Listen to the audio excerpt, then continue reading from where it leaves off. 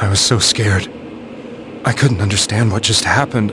I thought maybe I'd gone insane. In the end, I decided to think of it as just a dream, and I went back to the city the next day after finishing work. The next afternoon when I got to work, I was fired on the spot, as I expected. That wasn't what broke me, though. It was Mayumi being found dead. And not just that, but it had happened in my hometown.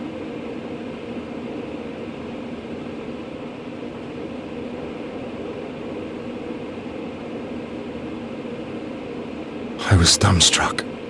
But later on, I remember the image of Mayumi I'd seen that night. Was it not a dream? Could it really have been an SOS from Mayumi?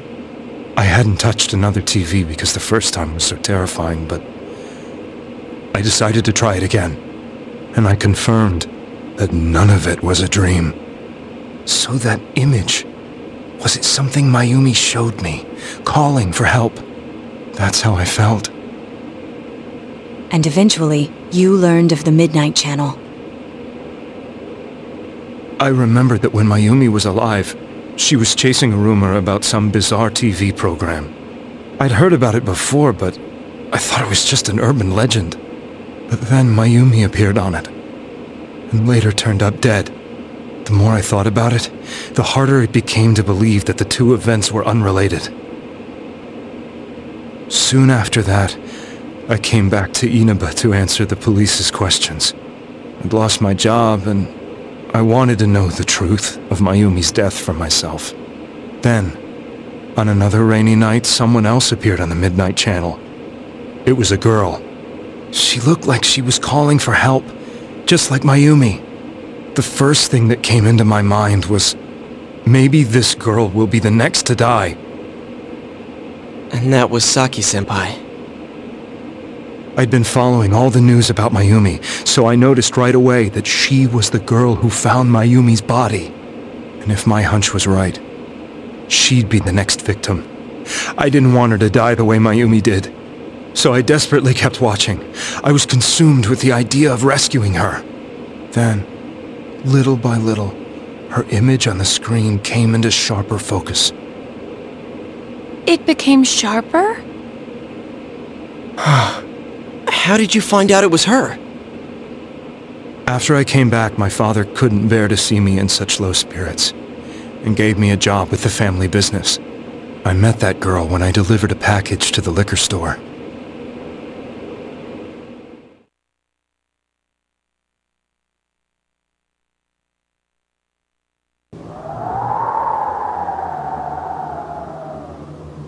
After agonizing over it, I decided to meet her, and told her to be careful.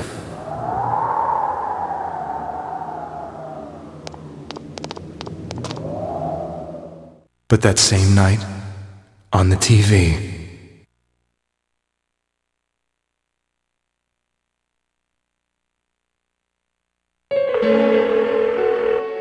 she looked as if she was being engulfed by some black shape. She was writhing in pain. That's why I warned her. Why won't she pick up the phone? Come on! Please!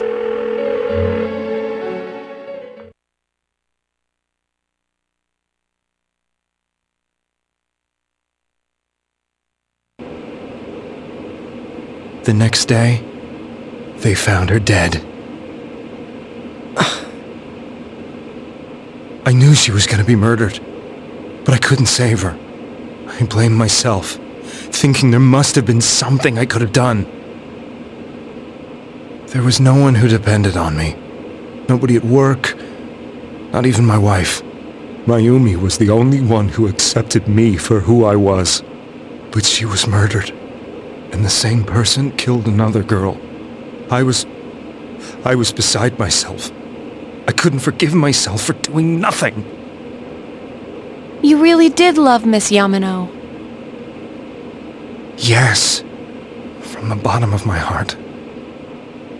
Before I was married, my wife made it big in show business. I was happy for her, but it put a strain on our relationship. I think I can kinda relate. It was around that time when I met Mayumi. She was interviewing our candidate for the next election. She was a big-name announcer, but she only worked with local stations, and her attitude towards work was similar to mine. We both came from Inaba, so she was easy to talk to. I knew it was wrong, but I couldn't help getting intimate with her. She gave meaning to my life. Soon after Saki-san was found dead, yet another girl appeared on TV. That was you.